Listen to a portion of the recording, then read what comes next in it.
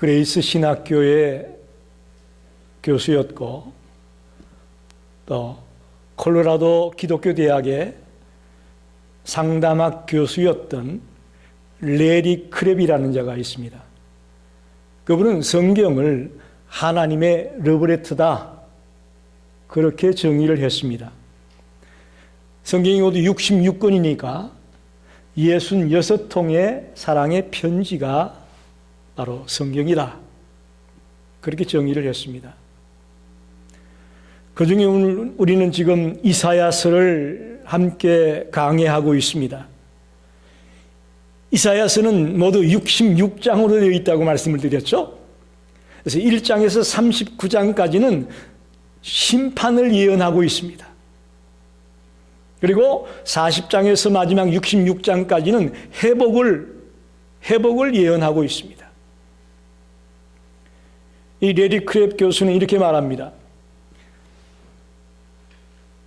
1페이지에서 39페이지까지의 편지 내용은 잘못한 것을 자꾸 지적하는 내용이라는 거예요. 사랑하는 사람의 잘못을 자꾸 지적하고 있다. 그러면 이제 40페이지에서 마지막 66페이지까지는 뭘 써야 될 것 같습니까? 잘못된 걸 자꾸 지적했으니까. 이제 이혼하자, 갈라서자 그런 내용이 뒤에 나와야 될 것 같은데 반대로 오히려 어루만져주고 회복하는 그런 내용이 기록되고 있다는 것입니다. 그래서 이사야서도 하나님의 거룩한 사랑 이야기다 그렇게 정의를 하는 것을 봤습니다. 제가 왜 서론에서 이 말씀을 드리냐 하면 요즘 제가 이사야를 강의하면서 좀 고민이 생겼습니다. 뭐냐 하면 자꾸 지금 심판 얘기만 하니까 예? 바벨론의 심판, 아수르의 심판, 이스라엘의 심판, 모압의 심판, 자꾸 심판 얘기를 할 수밖에 없습니다. 그게 이사야 1장에서 39장까지의 내용이니까요. 그래서 마음 한구석에 빨리 40장으로 넘어가 버릴까? 이런 생각을 하게 돼요. 회복을 얘기하고 싶어가지고. 그러나 깊이 생각해 보니까 하나님이 이 39장까지의 내용을 가지고 우리에게 분명히 주는 메시지가 있다고 믿습니다. 이 심판의 메시지를 통해서도 우리에게 주는 하나님의 음성이 있습니다. 그래서 용기를 내어서 다시 한번 이 심판의 내용이지만 말씀을 전하려고 하는 것입니다. 우린 지금 이사야 17장에 들어왔습니다. 이사야 17장에서는 아람과 북왕국 이스라엘의 멸망을 예언하고 있습니다. 그들이 왜 멸망당하게 되느냐? 쉽게 얘기하면 이런 겁니다. 그 당시에 최강대국은 아수르 제국이었어요. 그 아수르 제국을 공격하기 위해서 아람과 이스라엘이 남왕국 유다에게 도움을 요청했습니다. 우리 같이 아수르를 공격하자. 연합군을 이루어가지고 아수르를 공격하자. 그런데 유다가 거부했습니다. 우리는 안 가. 그렇게 되자 아람과 이스라엘이 연합군을 이루어가지고 유다를 공격했죠.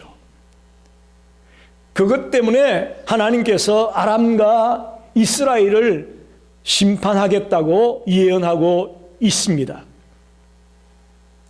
그리고 실제로 하나님의 말씀대로 아수르에 의해서 아람이라는 나라는 BC 732년에 망하고 북이스라엘은 BC 722년에 망합니다. 아수르 제국에게. 물론 아람에 대한 얘기도 나중에 하게 되겠지만 오늘은 북왕국 이스라엘의 멸망에 포커스를 맞추려고 합니다. 왜 북왕국 이스라엘이 멸망할 수밖에 없었느냐, 또 그 멸망을 통해 무엇을 말씀하고 있느냐 하는 것에 말씀의 포커스를 맞추려고 합니다. 첫째로 북왕국 이스라엘의 멸망의 모습을 생각해 보려고 합니다. 여러분 보십시오. 북왕국 이스라엘은 하나님을 의지하지 아니하고 어디를 의지했습니까? 아람이라는 이웃 나라를 의지하고 자기보다 더 힘이 센 나라를 의지했습니다. 그리고 더 나아가 우상 숭배에 깊이 빠져 있었습니다. 여러분 북왕국 이스라엘이 왜 우상 숭배에 빠졌는지는 잘 아시죠? 출발부터 그랬지 않습니까? 솔로몬이 죽고 그의 아들 르호보암이 왕위에 올랐을 때에 열지파, 북쪽의 열지파가 그에 대해서 반발을 일으켜서 따로 떨어져 나갑니다. 그게 북왕국 이스라엘이에요. 그 여로보암이란 초대 왕이 가만히 보니까 이 백성들이 절기 때만 되면 예루살렘으로 가는 거예요. 나라는 갈라졌는데도 불구하고 절기 때만 되면 백성들이 예루살렘에 내려가는 거예요. 아, 이대로 뒀다가는 저들이 마음을 다윗 왕가 사람들에게 뺏기겠구나. 그런 염려가 생긴 겁니다. 그래서 여로보암이 베델과 단에다가 금송아지 우상을 만들어 놓고 이게 너희들의 신이다. 이게 너희들의 하나님이야. 그러니 예루살렘에 내려가지 말고 여기서 제사드리라. 출발부터가 우상 숭배로 시작이 된 거예요. 금송아지를 하나님이라고 섬기라고 하면서 시작이 됐습니다. 그뿐만 아니라 점점 옆에 이웃 나라의 신들을 받아들이기 시작하고 급기야는 아합 왕 때에는 바알과 아세라가 그 나라의 공식 왕이 공식 신이 되고 맙니다. 바알과 아세라가 이렇게 하나님을 의지하기보다 이방 나라를 의지하고 우상 숭배에 빠져들었기 때문에 북왕국 이스라엘은 멸망을 당할 수밖에 없다. 그런 말씀입니다. 거기다가 남왕국 유다까지 하나님의 택한 백성인 그 유다까지 공격을 하려고 했으니 멸망을 당할 수밖에 없다라는 것입니다. 그 멸망당할 때 이스라엘의 모습을 오늘 본문에 보니까 세 가지 비유로 말하고 있습니다. 첫째는 뚱뚱한 사람이 가죽만 남게 되는 모습이다. 그러네. 멸망당할 때 이스라엘의 모습을 뚱뚱한 사람이었는데 가죽만 남은 그런 사람의 모습처럼 바뀌어진다. 이게 무슨 얘기입니까? 평소에는 잘 먹고 잘 살아서 뚱뚱하고 아주 보기 좋았는데 이제는 삐쩍 말라버리는 그런 모습으로 전락되어졌다. 얼마나 이스라엘의 멸망이 비참했는가를 보여주는 말씀입니다. 그러나 삐쩍 마른 몸이라도 있었다는 것을 여러분 잊지 말기 바랍니다. 다 멸망당하지는 않았고 그래도 건강한 몸은 아니었지만 삐쩍 말라버린 몸은 있었어요. 두 번째 비유는 추수가 끝난 뒤에 들판의 모습을 비유로 들고 있습니다. 여러분 추수를 다 마치고 나면 들판이 어떻습니까? 황량하기 그지없죠. 쓸쓸하기 그지없어요. 그런데 떨어진 곡식 알들은 몇 개 거기 남아 있어요. 북왕국 이스라엘의 모습이 그와 같다는 겁니다. 다 멸망당해서 허벌판이 되고 말았지만 거기에 떨어져 있는 곡식 나달들은 있었다. 그렇게 설명합니다. 세 번째 비유는 열매를 따고 난 뒤에 감람나무의 모습과 같다. 그렇게 말합니다. 그 당시에 감람나무 열매를 딸 때에 짝대기를 가지고 막대기를 가지고 이렇게 쳐서 땄다고 해요. 그러니 저 꼭대기에 있는 건 못 따는 거예요. 그리고 저 가지 끝에 있는 거 좀 못 딸 수 있어요. 그러니까 열매를 따고 난 뒤에 감람나무 모습과 같다. 이제 몇 개 남지 않은 그 열매가 달려있는 그런 모습과도 같다. 그런 말이에요. 자, 여기 보십시오. 북이스라엘의 멸망의 모습을 왜 이렇게 이사야가 이야기하고 있을까? 그들은 우상 숭배와 하나님을 배반하고 하나님을 떠난 것 때문에 멸망당하게 되는데 그래도 극소수의 사람들은 남겨두었다라는 것이 여기에 포커스가 있습니다. 어떻게 보면 다 야곱의 후예들이죠. 남왕국 유다나 북왕국 이스라엘이나 다 야곱의 후손들입니다. 하나님의 택한 백성들입니다. 그래서 하나님께서는 북왕국 이스라엘을 완전히 쓸어버리지 아니하고 극소수의 사람이라도 남겨두고 있음을 보게 됩니다. 두 번째로 생각해 보고 싶은 것은 이 징계의 고난을 통해서 이스라엘 백성들에게 하나님이 뭘 말씀하는가 하는 것입니다. 고난 속에서 이스라엘 백성들이 어떤 유익을 얻게 될 것인가 하는 겁니다. 여러분 보십시오. 하나님이 징계해서 그들을 다 쓸어버렸어. 끝났어. 아무도 없어. 그러면 하나님이 벌리려서 끝났구나. 이렇게 해석이 간단합니다. 그러나 징계를 통해 그들을 멸망시키는데도 불구하고 극소수의 사람을 남겨두었다는 것은 하나님이 그 속에 우리에게 주시려고 하는 메시지가 분명히 있음을 믿습니다. 극소수의 사람이라도 남겨두어서 그들이 깨닫고 돌아와서 다시 한번 뜨겁게 주님을 믿는 자들로 인도하기 위한 하나님의 뜻이 담겨 있다. 이렇게 해석할 수 있는 것이죠. 그래서 오늘 저는 이 징계의 고난을 통해 얻는 유익을 세 가지로 말씀드리려고 합니다. 첫째는 이 징계를 통해서 하나님을 바라보게 된다. 그런 말입니다. 하나님을 떠났던 그들이 하나님을 바라보게 된다. 7절, 8절을 보십시오.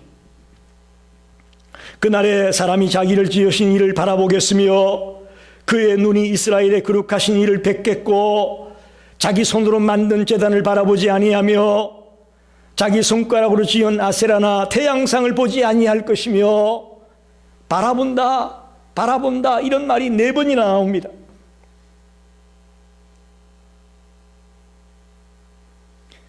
징계를 통해 채찍질을 통해서 그 이스라엘 백성들이 다시금 하나님을 찾게 되고 하나님을 기억하게 되고 하나님을 바라보게 되는 그런 유익이 있다라는 것입니다. 여러분은 어떻습니까? 여러분 지금까지 하나님을 만난 이후에 예수 그리스도를 나의 구주로 믿은 이후에 한 번도 떠나간 적 없나요? 이런 질문을 드리면 다 이렇게 눈을 밑으로 싹 내리시더라고. 여러분 어떻습니까? 한번 묻습니다. 여러분 주님을 만나고 난 이후에 한 번도 주님을 버린 적이 없나요? 주님께로부터 떠난 적이 없나요? 그렇다면 정말 드릴 말씀이 없습니다.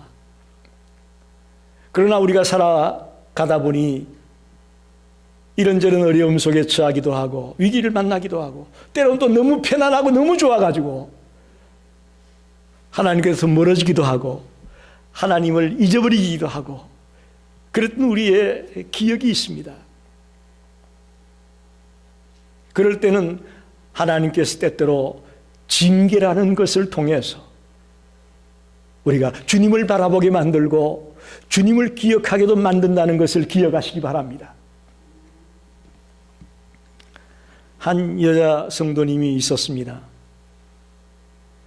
그분의 남편은 아주 신실하게 신앙생활을 잘 하는 분이었어요.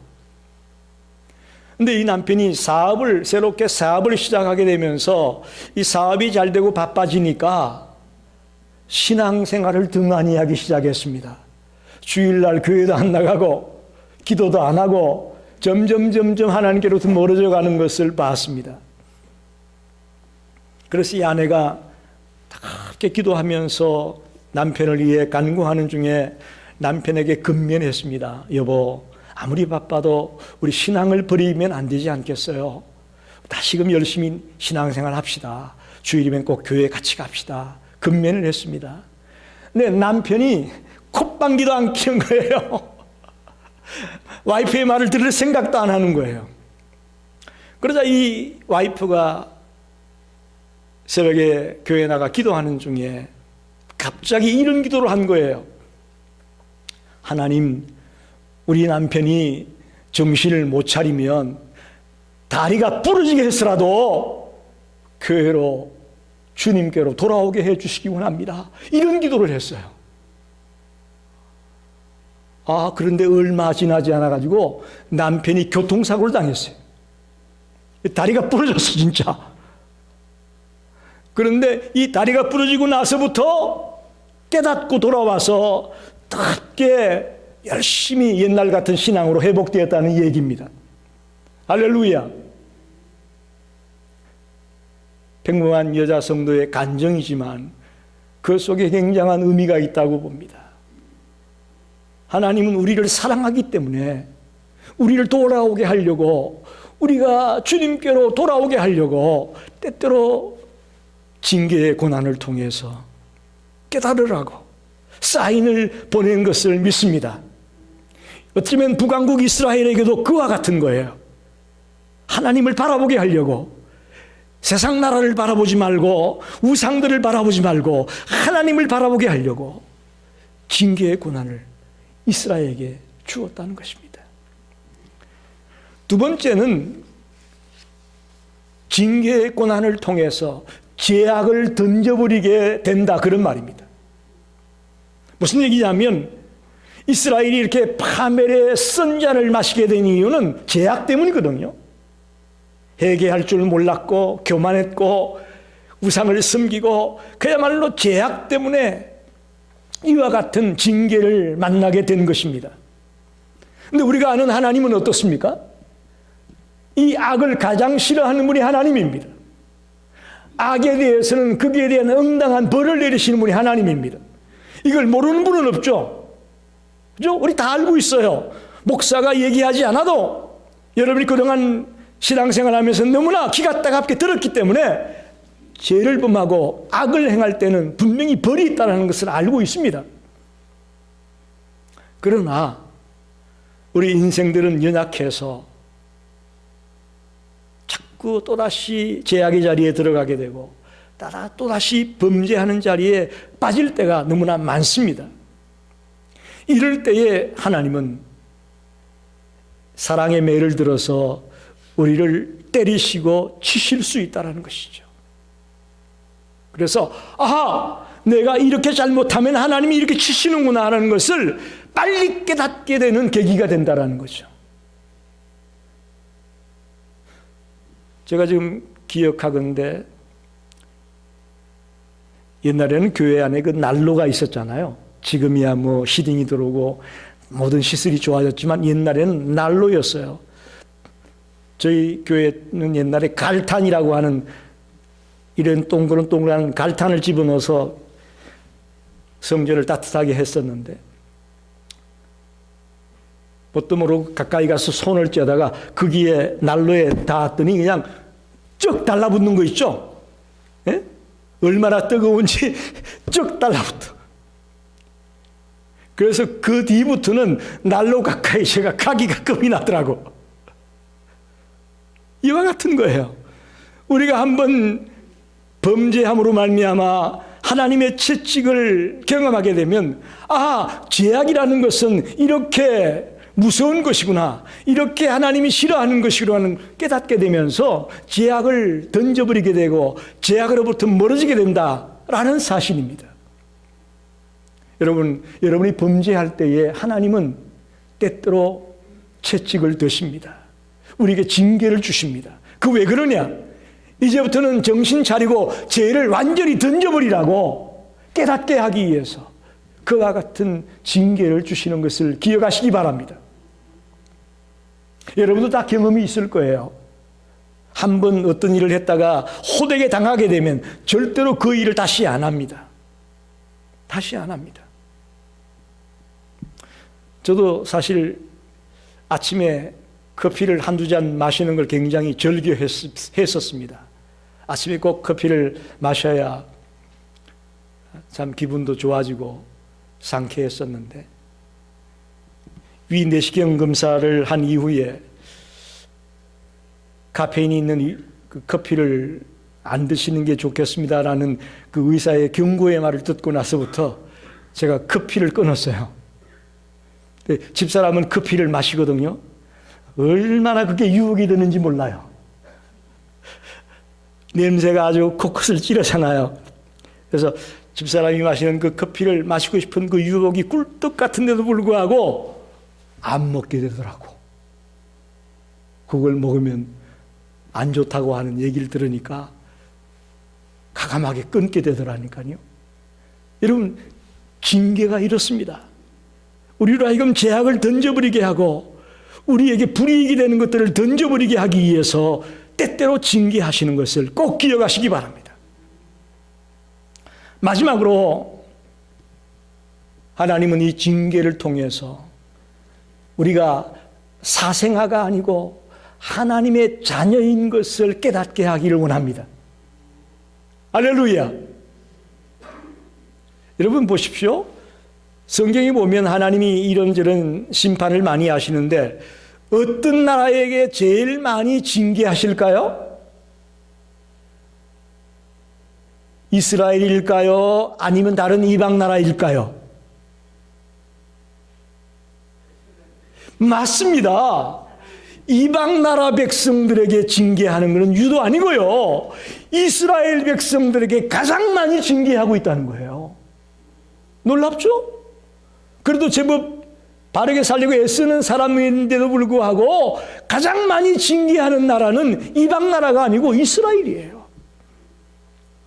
그래서 그들을 징계해서 깨닫게 하고 회개하고 돌아오게 하기 위한 하나님의 큰 뜻에 의해서 끊임없이 택한 백성이라는 이스라엘들을 징계하고 있습니다. 그건 부모가 자식을 가르치는 것과 똑같다고 봅니다. 여러분, 자식이 잘못되는 것을 보고 그냥 두는 부모라면 그건 정상적인 부모가 아니죠. 정상적인 부모가 아닙니다. 정말 사랑하는 내 새끼라면 잘못되었을 때에 꾸짖고 징계하는 것이 맞습니다. 그런데 우리는 이 하나님이 때때로 우리를 징계할 때에 하나님이 나를 사랑해서 깨닫게 하려고 이렇게 하시는구나 라는 생각은 못하고 나는 다른 애보다는 나은데 왜 하필 나에게 이렇게 힘들게 하는지 모르겠다고 컴플레인 하잖아요. 자꾸 남과 비교하지 마세요. 하나님이 여러분을 얼마나 사랑하는지 여러분 아셔야 됩니다. 그 어느 누구보다 하나님은 여러분을 사랑하세요. 아, 하나님이 나를 사랑하기 때문에 깨닫게 하려고 나에게 징계의 고난을 주셨구나 라는 것들을 캐치해야 됩니다.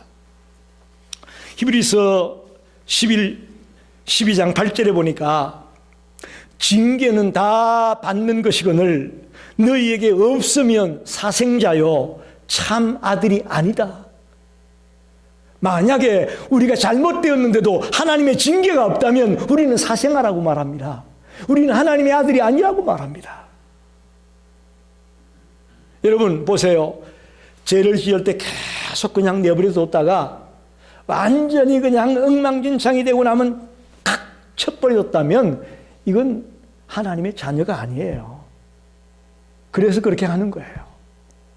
그러나 하나님의 자녀라면 우리가 잘못할 때마다 사사건건 그때마다 즉각 우리에게 징계의 고난을 주고 있다는 것을 기억하십시오.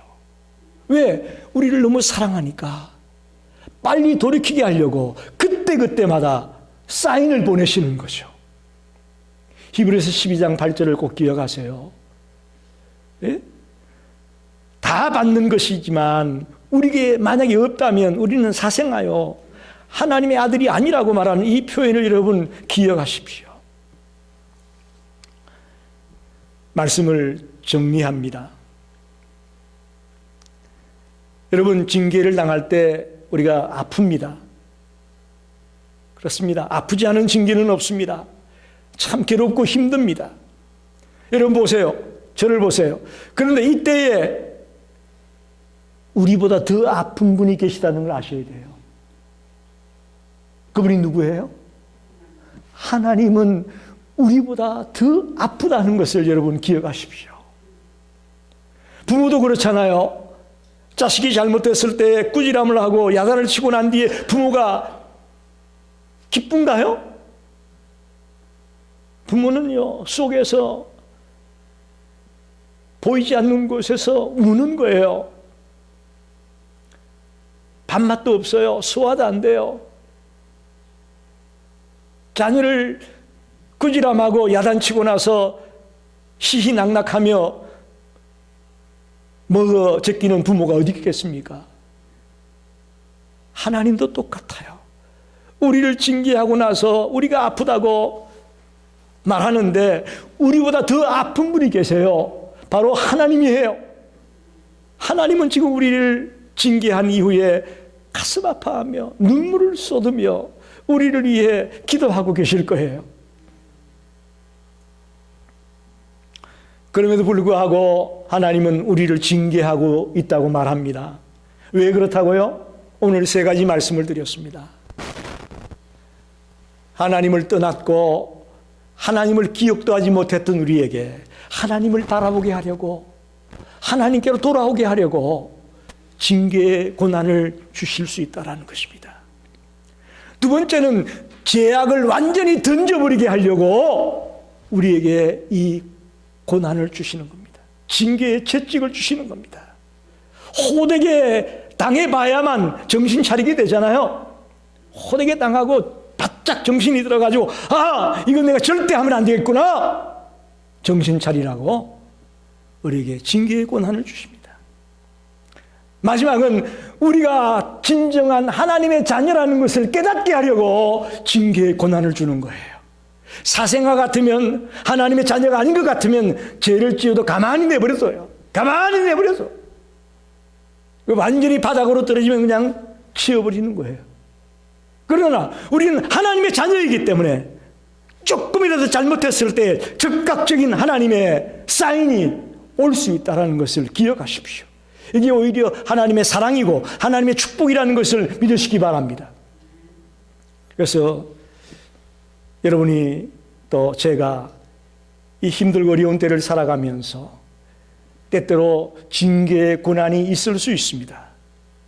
이것이 오히려 우리에게 유익이 되고 이것을 통해 우리가 더 성장하기 원하는 하나님의 뜻이 있음을 믿습니다. 그런 믿음을 가지고 달려가시는 성도들이 되시기를 간절히 축원합니다. 기도하겠습니다. 하나님 아버지, 감사합니다. 저희들 거의 3달 만에 다시 모였습니다. 오늘 이사야 17장의 말씀을 통해 징계의 고난을 통해 얻는 유익이 무엇인지 함께 생각을 했습니다. 북왕국 이스라엘이 비록 잘못하고 우상을 숭배하며 하나님께로부터 멀어졌지만 하나님은 그들을 완전히 멸하지 아니하고 소수의 사람을 남겨두시며 그들이 깨닫고 돌아오기 원하는 하나님의 사랑을 발견합니다. 우리 성도님들 지금 징계의 고난을 맞이한 자가 있습니까? 힘들고 어려운 상황에 놓여 있는 자가 있습니까? 하나님이 우리를 사랑하셔서 깨닫고 돌아오게 하려고 이 사인을 보내주고 있다는 것을 깨닫게 하시고 이제부터 고난 가운데서, 징계 가운데서 주저앉아 있는 자가 되지 말고 주님을 바라보며 주께로 돌아오는 자가 되게 하시고 힘을 얻는 자가 다 되게 해 주시옵소서. 예수님의 이름으로 간절히 기도하였습니다. 아멘.